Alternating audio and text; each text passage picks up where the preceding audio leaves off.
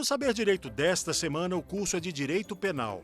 Você vai aprender o que são os crimes funcionais previstos no Código Penal: peculato, concussão, corrupção passiva, prevaricação, dentre muitos outros.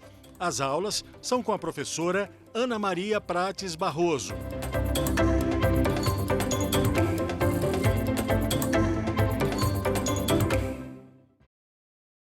Olá, eu sou Ana Maria Prates, professora, advogada, mestre e doutoranda em Direito Penal. Na aula de hoje, nós vamos abordar a segunda parte dos crimes funcionais previstos no Código Penal. Na primeira aula, nós falamos de uma estrutura geral dos crimes funcionais. Na segunda aula, nós abordamos do artigo 312 ao 317 do Código Penal. E hoje nós vamos abordar dos artigos 318 a 326 do Código Penal, no tema que estamos tratando, que é crimes funcionais. Bom, o artigo 318 do Código Penal, ele traz uma figura que se chama facilitação de contrabando ou descaminho. Vamos fazer a leitura? Vamos lá. Facilitar com infração de dever funcional a prática de contrabando ou descaminho, reclusão de 3 a 8 anos e multa. Antes da gente entrar nesse crime, vamos dar uma relembrada do que é o crime de contrabando e o que é o crime de descaminho. Aqui o servidor público não é punido por ter feito contrabando ou por ter feito descaminho. A punição é ao servidor público que facilita o contrabando, que facilita o descaminho. Contrabando e descaminho são crimes previstos nos artigos 334 e 334-A do Código Penal. O que é o crime de contrabando? O crime de contrabando é a entrada de mercadoria proibida no país. Então, aquela mercadoria não pode dar entrada dela no país e ela entra mesmo sendo proibida.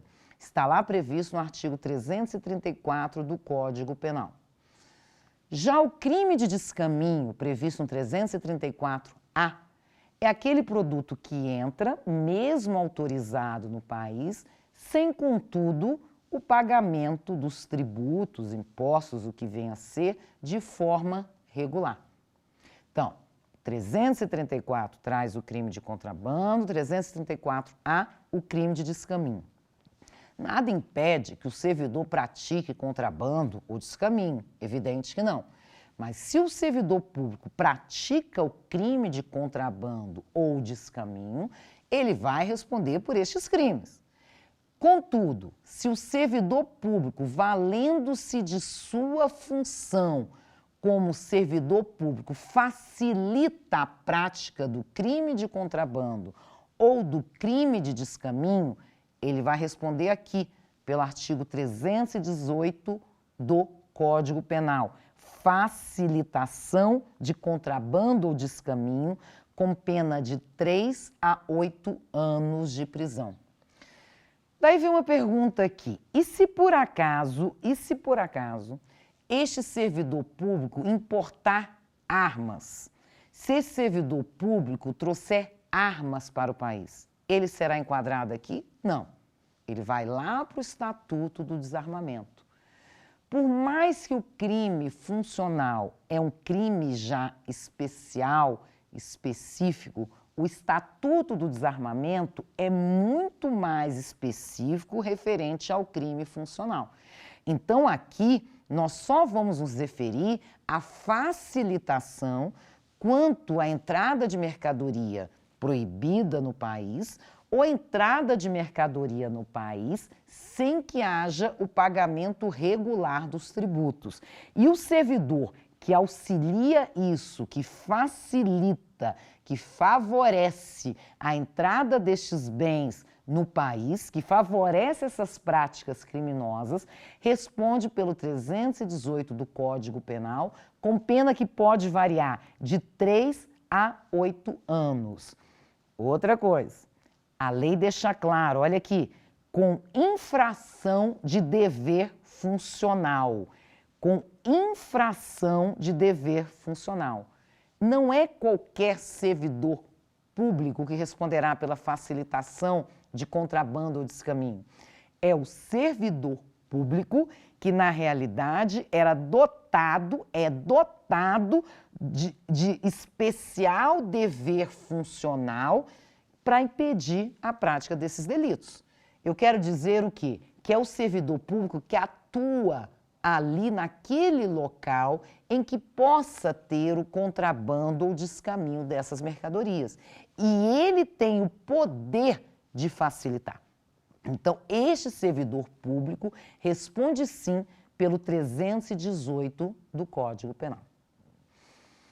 O próximo crime que nós temos é a prevaricação. A prevaricação ela está prevista no artigo 319 do Código Penal. E assim diz: retardar ou deixar de praticar indevidamente ato de ofício ou praticá-lo contra disposição expressa de lei para satisfazer interesse ou sentimento pessoal. Este crime ele está relacionado ao princípio da impessoalidade previsto na Constituição Federal, no artigo 37 da Constituição, que rege a administração pública. O servidor público deve atuar de forma objetiva e não subjetiva. O servidor público não pode atuar para satisfazer interesses pessoais. Então, o servidor público não pode atuar para beneficiar um ou prejudicar outro. A análise, a atuação do servidor público, ela deve ser objetiva. E o servidor público que retarda um ato, deixa de praticar, ou exagera na prática de um ato que ele deveria fazer por interesse pessoal, não gosto da pessoa, não quero, não vou fazer, ele pratica o crime de prevaricação. Que diferença nós vamos ter pelos 319 para o 317 que nós vimos na aula passada, que é a corrupção passiva? O que vai diferenciar o crime de prevaricação para o crime de corrupção passiva? No prevaricação, o servidor deixa de fazer algo indevidamente ou pratica contra disposição expressa para satisfazer interesse ou sentimento pessoal. Ele não é movido pelo interesse de receber qualquer benefício. A motivação dele aqui não diz respeito ao recebimento de uma vantagem ou benefício indevido. A motivação realmente é pessoal. Ele fere o princípio da impessoalidade. Já na corrupção passiva, ele, na realidade, ele favorece interesse de outrem em razão de seu interesse pessoal, em razão de benefício pessoal. Aí nós vamos lembrar que lá na corrupção passiva, nós vimos uma corrupção passiva privilegiada, que eu até disse o seguinte, que na corrupção passiva privilegiada era o chamado quebra-galho, que era quando o servidor público, por influência de outrem, praticava ou deixava de praticar um ato. E o que vai diferenciar da prevaricação? Nós já vimos que a prevaricação para a corrupção passiva é que na corrupção passiva há uma vantagem, há um interesse de recebimento e vantagem devida. Já na prevaricação é sentimento pessoal. E essa corrupção passiva privilegiada? Quebra um galho ali, faz uma coisinha. Na corrupção passiva privilegiada, o servidor o faz ou deixa de fazer em razão de influência de outrem. Na prevaricação, ele é movido por um sentimento pessoal. Então, seria algo mais ou menos assim. Eu, servidora pública, alguém chega em mim, vamos trabalhar com 3 situações para a gente poder diferenciar bem. Olha, vou te dar tanto, ou eu solicito para a pessoa, me dá tanto para que eu faça algo ou deixe de fazer. Corrupção passiva. Segunda situação, a pessoa chega em mim e fala, quebra um galho ali para mim, você podia fazer isso ou fazer aquilo no serviço público. Eu cedo, corrupção passiva privilegiada. Terceira situação, eu vendo que a pessoa é um desafeto, uma pessoa da qual eu não gosto, eu deixo de fazer algo ou retardo algo que eu deveria fazer num certo tempo para prejudicar tal pessoa. Prevaricação. Óbvio que dentro de uma situação concreta, nem sempre é fácil a gente delimitar isso muito bem. Por isso que a finalidade do ato, ela vai mudar toda a estrutura criminal, não é isso? Olha só, a prevaricação aqui, a pena vai de 3 meses a 1 ano. A corrupção passiva varia de 2 a 12 anos. Até porque existe uma diferença substancial entre receber vantagem devida e interesse pessoal. Só que a prevaricação, ela tem também, no 319-A, uma modalidade especial, que é quando é a prevaricação dos presídios. Vamos fazer a leitura do 319-A. Ele diz assim: deixar o diretor de penitenciária e ou agente público de cumprir seu dever de vedar ao preso o acesso a aparelho telefônico, de rádio ou similar, que permita a comunicação com outros presos ou com o ambiente externo. Esse artigo 319-A, ele é uma prevaricação específica.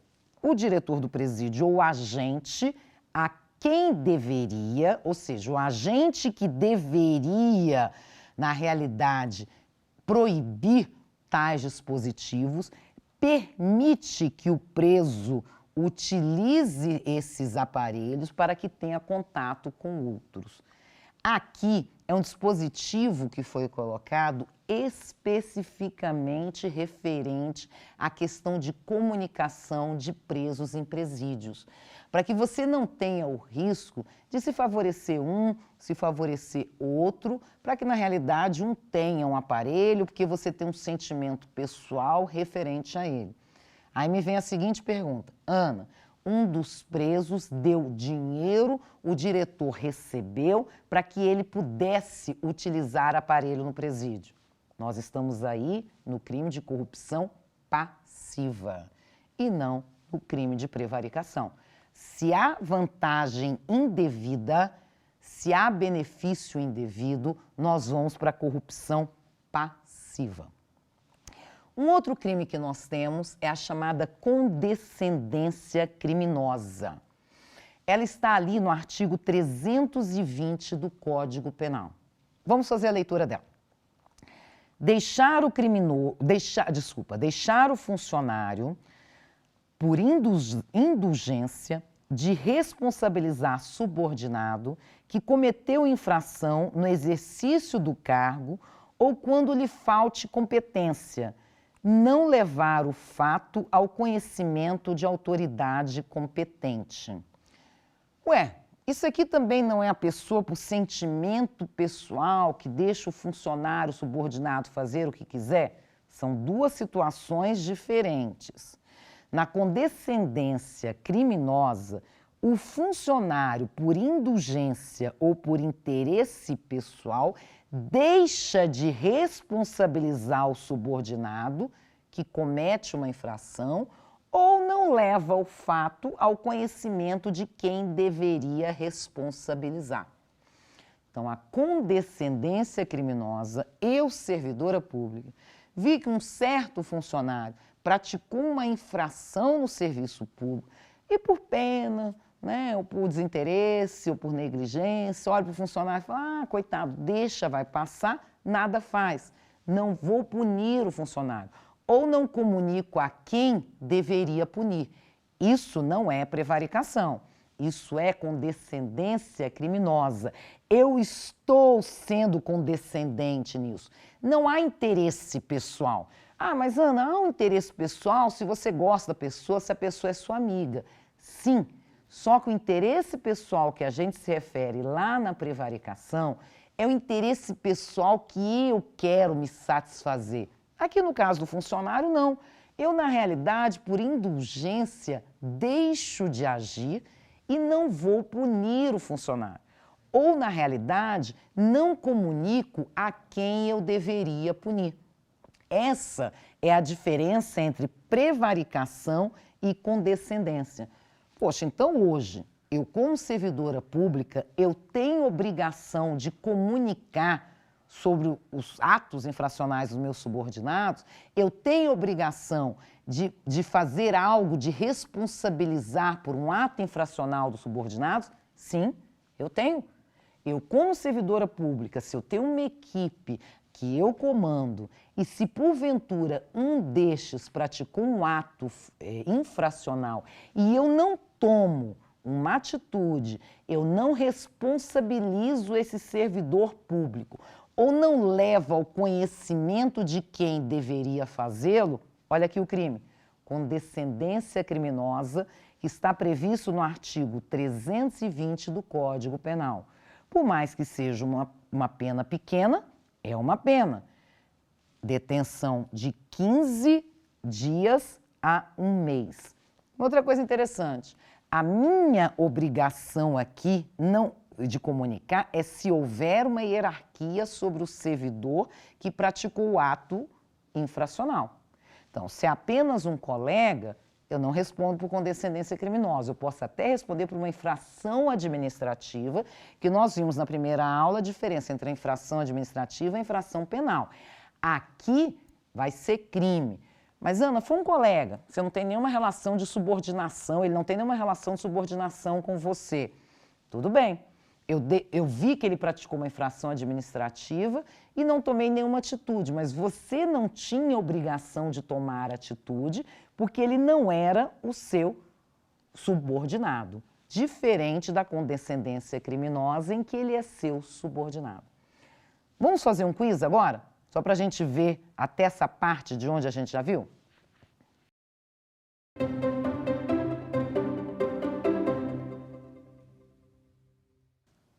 Quando um funcionário público deixa de praticar indevidamente ato de ofício, por qual crime responde? O que é a prevaricação? A prevaricação é justamente isso. Quando o agente público deixa de praticar indevidamente ato de ofício, por interesse pessoal. Isso chama-se prevaricação. A corrupção passiva, que está na alternativa B, nós vimos na aula passada. Na corrupção passiva, ele recebe vantagem indevida. Artigo 317 do Código Penal. Concussão, ele exige vantagem indevida. E o peculato, nós temos várias formas de peculato. Nós temos o peculato furto, o peculato apropriação, o peculato indevido. Então, vamos voltar. Na prevaricação, vamos tentar definir bem esses crimes, já que a gente parou nesse quiz aqui. Na prevaricação, em razão de um sentimento pessoal, eu deixo de praticar um ato de ofício ou retardo a prática de um ato de ofício. Na corrupção, a prevaricação está prevista no artigo 319, nós falamos dela hoje. Na corrupção passiva, que está prevista no artigo 317 do Código Penal, eu solicito, eu recebo, eu aceito a promessa de uma vantagem indevida para praticar, deixar de praticar um ato de ofício.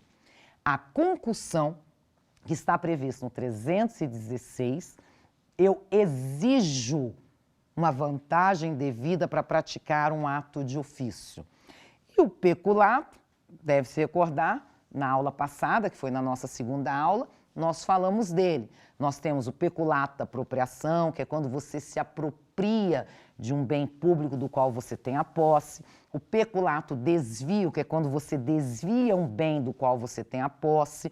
O peculato furto, que é quando você subtrai um bem do qual você tem a posse. Então, quando um funcionário público deixa de praticar indevidamente ato de ofício, ele responde pelo crime de prevaricação, alternativa A. Nós vimos, então, até agora, o crime de prevaricação, que é o artigo 319, vimos o 319-A, que é o que fala da prevaricação nos presídios, e vimos a condescendência criminosa, que é quando um certo servidor público deixa de tomar uma atitude referente a um subordinado que praticou uma infração penal ou deixa de comunicar quem deveria tomar alguma atitude referente a esse servidor público. É a condescendência criminosa. Um outro delito que nós temos, ele está previsto no artigo 321 do Código Penal. Chama-se advocacia administrativa. Vamos fazer a leitura do dispositivo legal. Patrocinar, direto ou indiretamente, interesse privado perante a administração pública, valendo-se da qualidade de funcionário. Pena, detenção de 1 a 3 meses ou multa. Aí vamos fazer a leitura do parágrafo único que a gente debate. Se o interesse é ilegítimo, detenção de 3 meses a 1 ano, além de multa. Então vamos lá.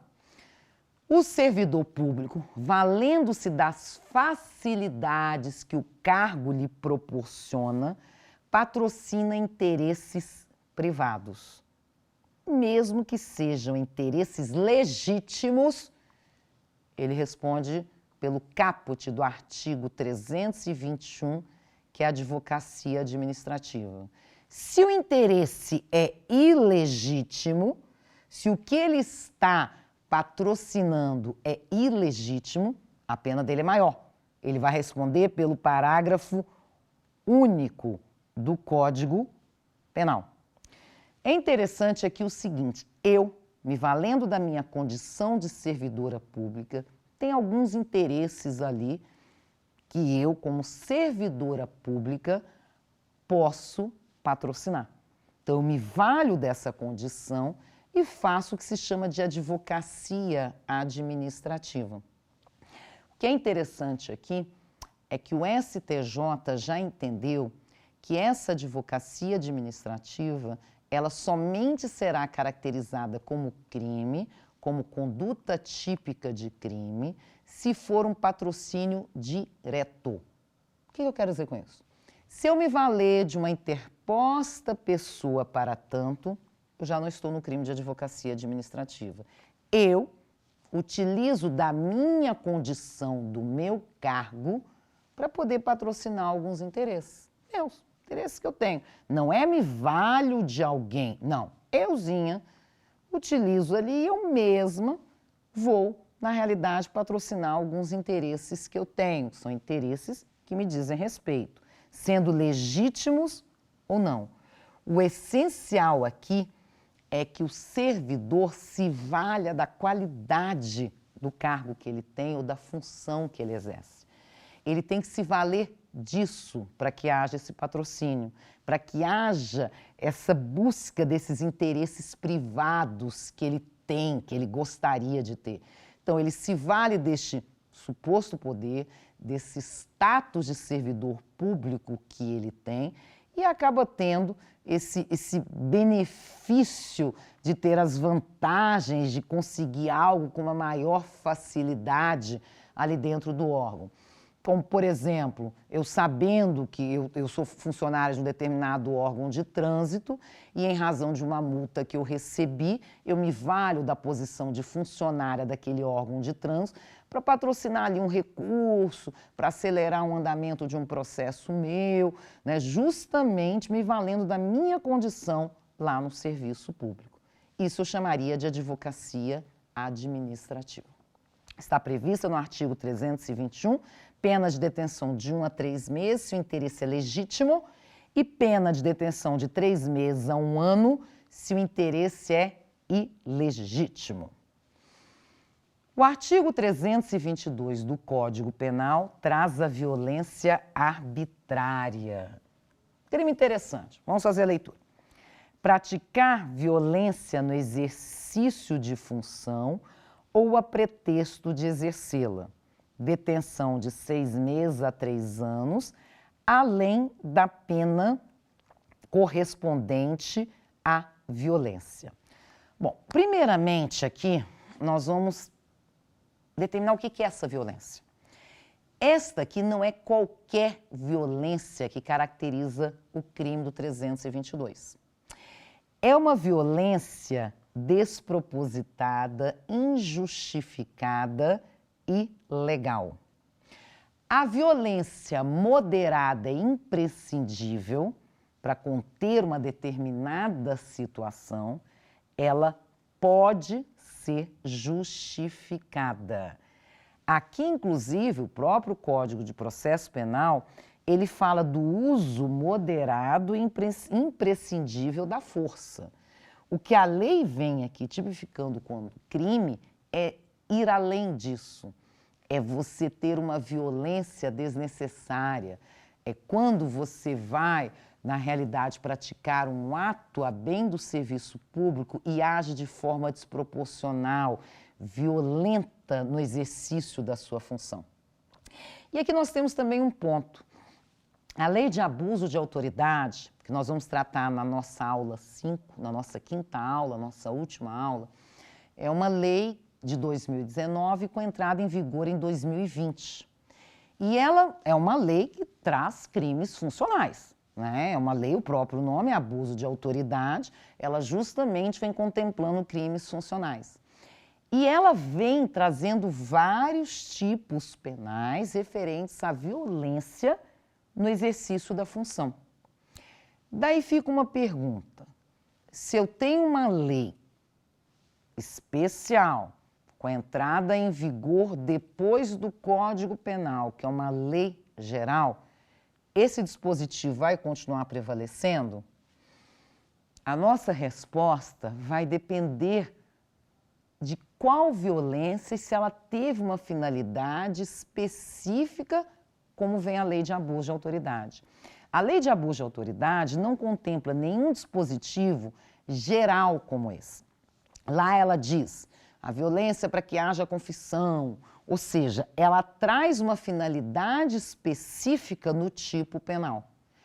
Então, nós podemos dizer, ainda dentro desse primeiro momento, que nada impede a manutenção do 322 do Código Penal, que é a violência arbitrária, que somente será aplicado se não se caracterizar uma hipótese específica da lei de abuso de autoridade.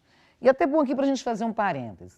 Muitas vezes as condutas dos crimes funcionais do Código Penal podem estar previstas também em leis especiais, como, por exemplo, a lei do crime tributário, a lei de licitação, a lei de crime ambiental, a lei de abuso de autoridade, que são leis que nós vamos ver na quarta e quinta aula. Então, pode ser que eu tenha um crime aqui previsto no Código Penal, que lá também tem previsão. Só que quando você for ver na lei específica, a previsão é específica para aquela situação. Como, por exemplo, a lei de abuso de autoridade, ela traz muito este abuso de autoridade em situações referentes à prisão, à determinação de medidas no âmbito penal, o que não impede que eu continue aplicando o 322 para situações que não estejam contempladas na lei de abuso de autoridade. Então, a primeira coisa que eu vejo, está na lei especial, é uma situação específica aqui. Se for, eu vou para a lei especial. Se não for, eu vou para o 322 do Código Penal. O que a lei pune aqui é justamente o fato do servidor se valer desse seu poder para utilizar-se de uma violência além do uso da força permitida em situações específicas. E olha só, o 322 deixa claro, detenção de 6 meses a 3 anos, além da pena correspondente à violência. Então, o que ele quer dizer é o seguinte: se porventura gera-se uma lesão corporal, na realidade, ele ainda pode ser punido também pelo delito. O fato de ser punido pela violência arbitrária não retira a punição pelo delito que gerou a violência, o delito referente à pena correspondente, aquele que gera a violência.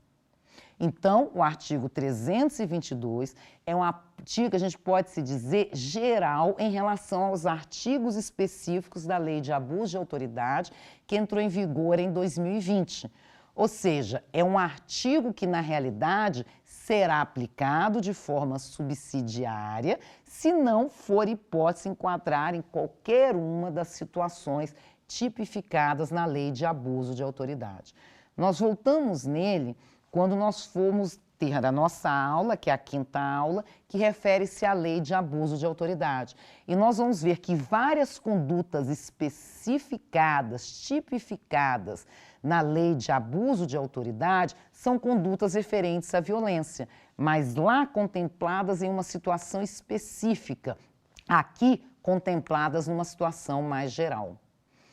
Os artigos 323 e 324 do Código Penal contemplam crimes referentes às funções. Então vamos lá, vamos começar pelo 323. Abandono de função. Abandonar cargo público fora dos casos permitidos em lei. Detenção de 15 dias a 1 mês ou multa. Parágrafo 1º. Se do crime resulta prejuízo público, detenção de 3 meses a 1 ano e multa. Parágrafo 2º. Se o fato ocorre em lugar compreendido em faixa de fronteira, detenção de 1 a 3 anos e multa. O Código Penal visa aqui, na realidade, proteger o regular andamento das atividades administrativas. Então, o que ele não quer é que um servidor público corra o risco de uma hora para outra não querer mais trabalhar e abandona as funções, deixando de ter continuidade no serviço público, dependendo dessa vontade do servidor público. E vejam que é muito claro, mesmo que esse abandono não gere prejuízo público, o crime está caracterizado. Em havendo prejuízo, ele responde pelo parágrafo 1º, com uma pena maior. Abandonou, mas não gerou nenhum prejuízo. Aquele servidor que deixou de trabalhar, mas também, na realidade, conseguir incorporar o serviço dele ali, não gerou nenhum prejuízo para o serviço público, até demorar a sentir falta. É crime do mesmo jeito. Aí vem uma pergunta. E quanto tempo que esse servidor não aparece no trabalho, não vai realizar as funções que caracteriza abandono? Pois é, aqui já é uma situação muito subjetiva. A lei não trata o lapso temporal. Isso vai ter que ser analisado no caso em concreto. Este afastamento do servidor deve durar o tempo necessário para caracterizar essa desídia do servidor público. Então, na realidade, a lei não diz 2, 3, 30, 5, 10 dias. Não.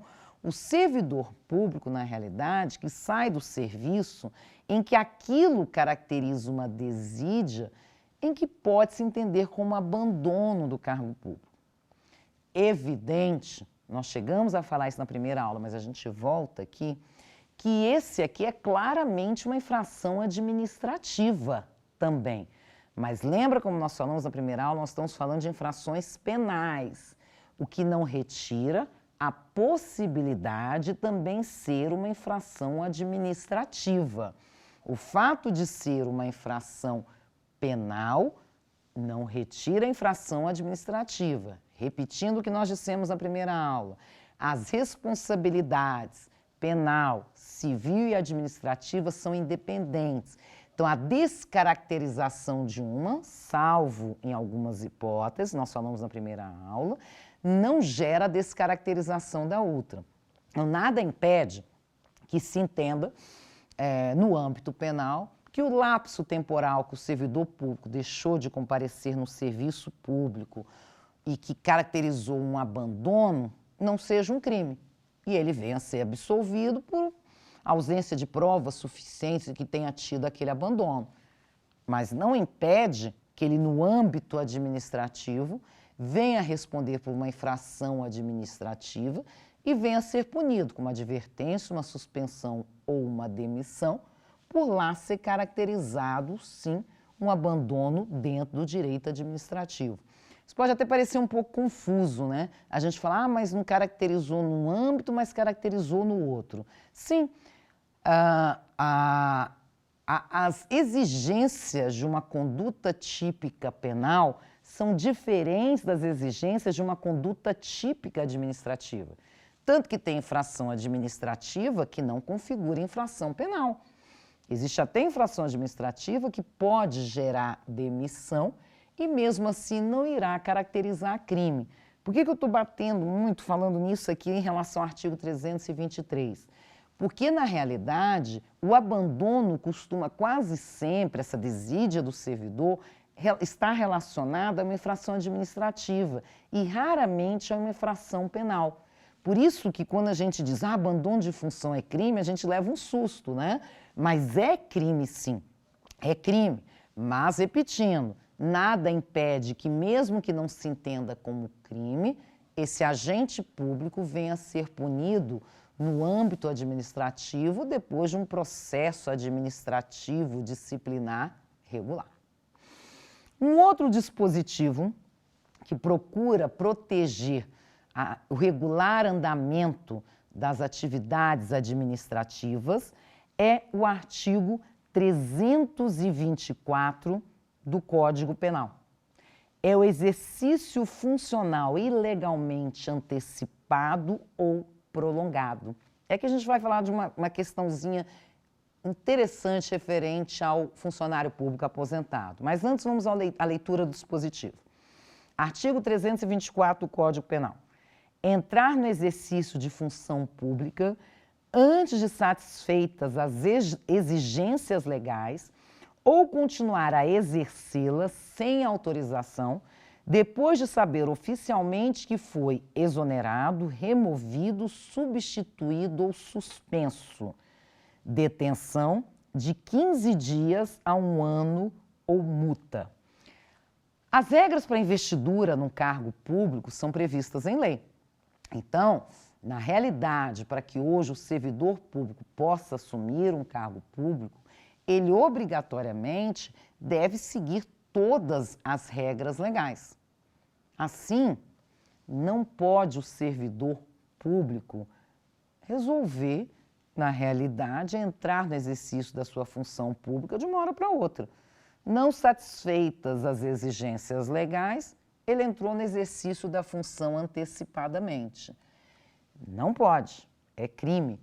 E também não pode o servidor público, que já não deveria continuar exercendo as suas funções legais, continuar fazendo, prolongando este exercício.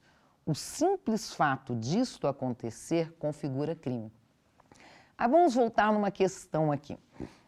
Quando nós falamos na aula passada de corrupção e concussão, nós deixamos claro que nestes dois crimes, o servidor público que exige concussão ou solicita corrupção, uma vantagem indevida, ele nem precisa estar investido daquela função.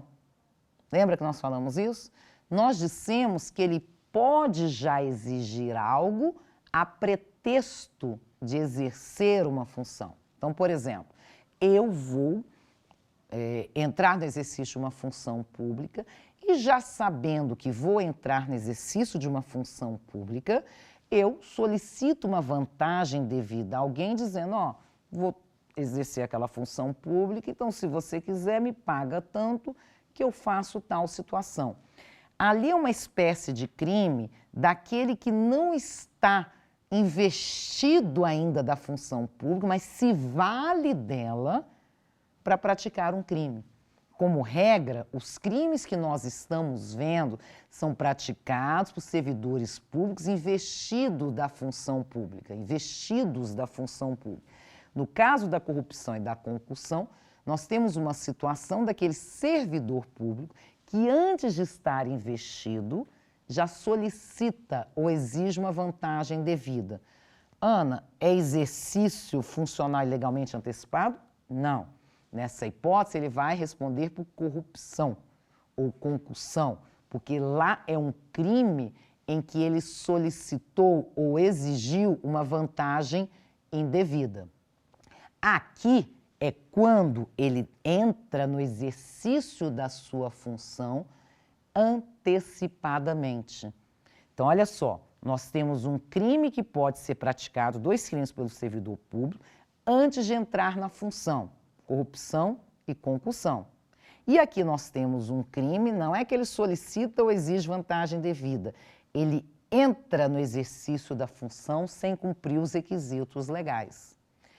E aqui nós temos uma situação interessante. Por exemplo, o servidor público que foi aposentado compulsoriamente e continua no exercício das funções. Então, nós temos um crime aqui que é praticado pelo aposentado. Nós temos um crime aqui que o aposentado pratica.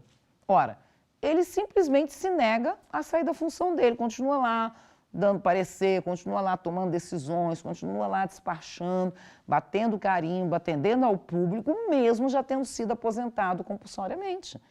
Ele não pode, porque é um exercício prolongado da sua função quando ele não poderia mais exercê-la. Por isso que é caracterizado o crime. Como regra, o aposentado não pratica crime. Por quê? É inerente ao crime funcional que você haja de acordo com aquela função ou cargo do qual você está investido. Então, até se você me perguntar, pode o servidor de férias praticar um crime? Pode. Se ele está praticando esse crime, valendo-se da função que ele está ali, naquele momento ele está licenciado de férias, ele pode. Então, ele de férias solicita uma vantagem devida para poder fazer algo para quando ele voltar das férias. Nada impede que o faça. Ele exige uma vantagem devida para quando ele voltar da licença, ele praticar o ato que ele se comprometeu. Nada impede que o faça. Contudo, o servidor aposentado, ele não tem essa possibilidade porque é impossível que ele pratique este ato. Mas aqui é um crime que pode ser exercido pelo servidor aposentado, sim. Aqui, na realidade, ele prolonga o seu exercício funcional, ele simplesmente vai além do tempo que ele deveria estar para se manter no serviço público. Um outro crime que nós temos é a violação de sigilo funcional, que está prevista no artigo 325 do Código Penal. E ele diz assim, 325, revelar fato de que tem ciência em razão do cargo e que deva permanecer em segredo ou facilitar-lhe a revelação. Detenção de 6 meses a 2 anos ou multa se o crime não constitui crime mais grave. Daí o parágrafo 1º, ele trouxe mais 2 hipóteses que podem ser caracterizadas como violação de sigilo funcional. Permitir ou facilitar, mediante atribuição, fornecimento e empréstimo de senha ou qualquer outra forma, o acesso de pessoas não autorizadas a sistemas de informações ou banco de dados da administração pública. 2. Utilizar-se indevidamente do acesso restrito. Parágrafo 2º. Se da ação ou omissão resulta dano à administração pública ou a outrem, reclusão de 2 a 6 anos. Então, voltando aqui. A violação de sigilo funcional, ela pode ocorrer de diversas formas. Uma delas, revela fato que você deveria guardar segredo. Segundo, você, na realidade, repassa para alguém uma senha que você tenha, sendo que essa pessoa não poderia ter acesso. E a terceira hipótese, quando você utiliza-se de acesso restrito. Nós sabemos que a regra é a publicidade dos atos administrativos, que os atos administrativos são públicos. Evidente que se o ato é público, não há que se falar em violação de sigilo funcional. Se já havia publicidade do ato, era um ato completamente público, não há que se falar. Contudo, há atos que são sigilosos, que correm em segredo, que têm acesso restrito.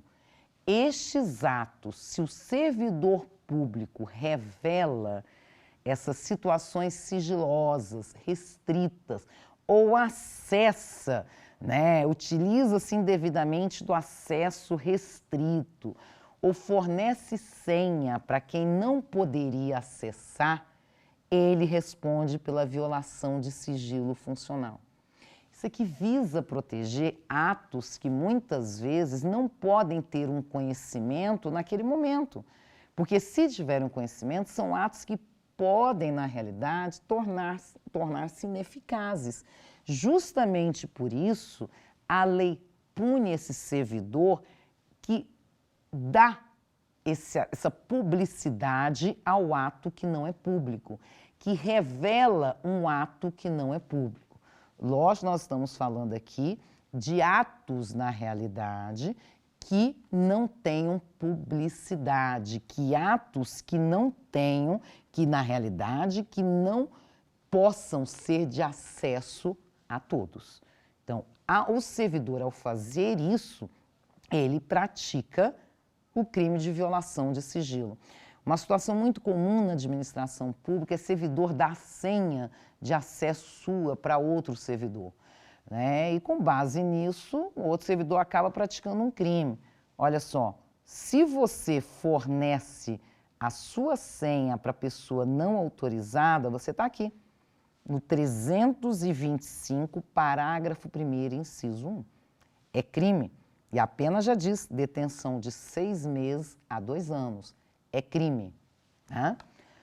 Bom, nós temos ainda o artigo 326 do Código Penal, que é um artigo que foi tacitamente revogado pelo artigo 94 da Lei de Licitações. Então, nós não vamos, na realidade, falar dele, que é o fala de violação de correspondência, que é um crime tacitamente revogado. De qualquer forma, na nossa quarta aula, a gente vai estar falando da Lei de Licitações. Vamos chamar nosso segundo e terceiro quiz? Vamos lá?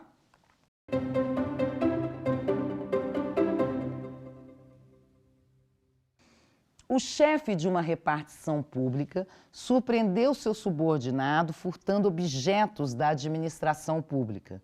Contudo, não responsabilizou o servidor. Que crime o chefe cometeu? Peculato. O que é o crime de peculato? Nós vimos na nossa segunda aula que nós temos diversas formas de peculato. O peculato desvio, o peculato apropriação, o peculato furto, o peculato culposo, o peculato mediante erro de outrem e o peculato eletrônico. O peculato é quando o agente público se apropria ou desvia o bem do qual ele tem a posse ou subtrai. Então, peculato não é. Prevaricação. A prevaricação, nós vimos hoje, é aquele crime em que o servidor retarda ou deixa de realizar um ato de ofício por interesse pessoal. Lembra? Eu não gosto da pessoa, também não vou fazer isso, Na realidade não tenho a menor intenção, é um desafeto meu, eu deixo de fazer algo em decorrência de um sentimento pessoal. Condescendência criminosa, é justamente isso. Eu, chefe de uma repartição, tenho um subordinado que pratica uma infração, pratica um crime e eu deixo de responsabilizá-lo ou deixo de comunicar a quem deveria para responsabilizá-lo. Lembrando que na condescendência criminosa, a realidade, para que eu possa responder, esse servidor público tem que ser um subordinado meu. Ele tem que estar debaixo do meu comando. E o último delito que nós temos aqui é a corrupção, que referente ao servidor público só pode estar se referindo à alternativa à corrupção passiva, que também não seria, que nós vimos na nossa segunda aula. Na corrupção passiva é quando o servidor público solicita, recebe ou aceita promessa de recebimento de vantagem indevida. Então, nesta hipótese, quando o chefe de uma repartição pública surpreende seu subordinado furtando objetos da administração pública, não responsabilizando o servidor, o chefe vai responder pelo crime de condescendência criminosa. Letra C, condescendência criminosa. E esse servidor público que estava furtando? Esse servidor público que estava furtando, por qual crime que ele responderia? Peculato. Aqui nós vamos ver se a expressão furto mesmo é no sentido de subtrair. Se a expressão furto mesmo for no sentido de subtrair, seria o peculato furto, do artigo 312, parágrafo único, parágrafo 1º. Se for o peculato no sentido de apropriação ou desvio, é o 312 caput. Então, nesta hipótese, o chefe responderia por condescendência criminosa e o servidor por peculato. Vamos ver agora o nosso último quiz.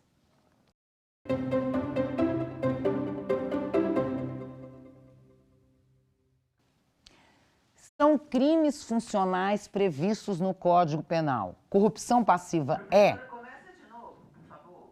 Só a leitura ou você quer que chame? Só a leitura. Tá. Ah, tá, desculpa. Vamos lá. São crimes funcionais previstos no Código Penal.